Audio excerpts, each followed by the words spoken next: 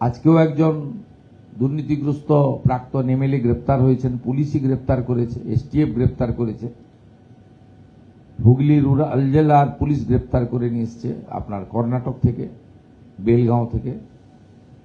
আমরা সেটা করব। আপনাদের যৌথভাবে জড়ো হয়ে কারোর বাড়িতে যাওয়ারও দরকার নেই। আপনারা যে উদ্দেশ্য নিয়ে আইনের শাসন প্রতিষ্ঠা করার জন্য আমাদের এনেছেন, পুলিশের উপরে আস্থা রাখুন। যেটা পুলিশের কাজ আছে পুলিশ করবে, যেটা পুলিশ পারবে না ইন্টারস্টেট আছে সিআইডি সাহায্য নেবে। এসটিএফ আমাদের টিম বানানো হয়েছে, তারা আধুনিক প্রযুক্তি ব্যবহার করে অভিযুক্তদের গ্রেপ্তার করবে।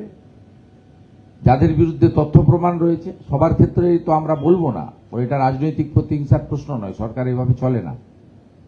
তা আমরা দুর্নীতিগ্রস্ত লোকেদের বিরুদ্ধে ব্যবস্থা নেব। আপনাদেরকেও আমি গোটা রাজ্যের লোকেদের বলবো, ওদের বাড়িতে বা ওদের কাছে গিয়ে আপনাদের নিজেরাই বিচার চাওয়ার কোনো দরকার নেই। কিন্তু যে ঘটনা ঘটেছে এটা আমরা জিরো টলারেন্স নীতি নিয়েছি।